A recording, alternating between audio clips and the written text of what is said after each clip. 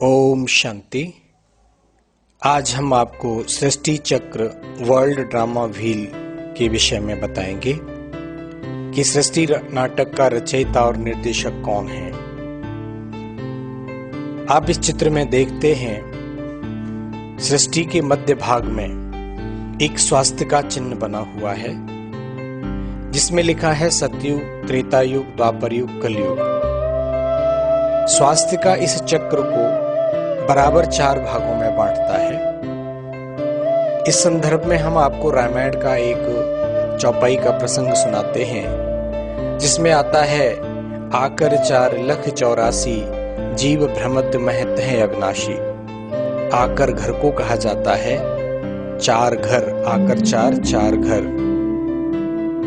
जीव माना शरीर, अविनाशी आत्मा इस शरीर को धारण करके इसमें 84 का चक्र लगाती है।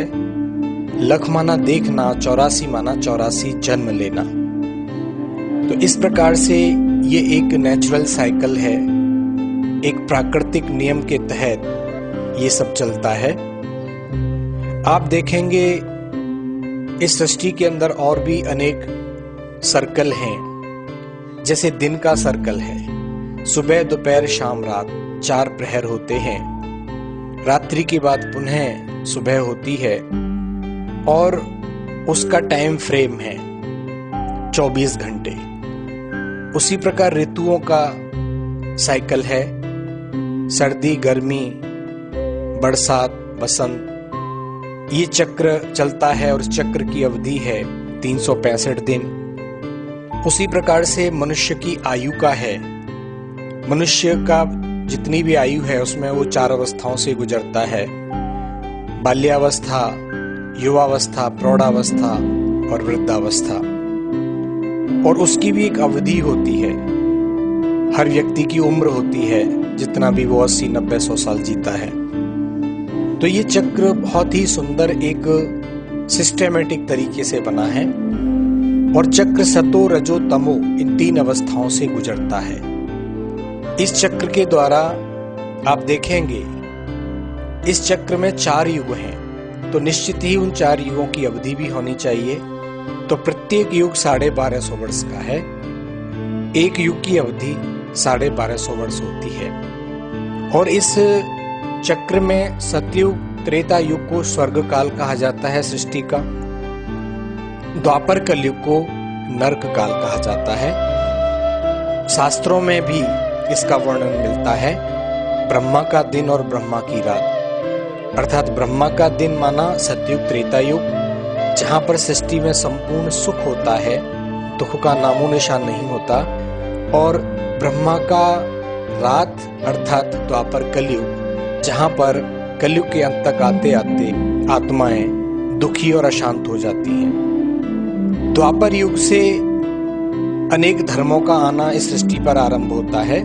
सतयुग, त्रेता में सिर्फ एक धर्म, एक भाषा, एक कुल होता है, इसलिए इसको अद्वैत समय कहते हैं। सृष्टि नाटक में हर एक आत्मा एक निश्चित समय पर परम धाम से सृष्टि रूपी रंगमंच पर आती है। सबसे पहले सतयुग, त्रेता युग के अंदर आती है और इन 2 युगों में संपूर्ण सुखमय सृष्टि होती है।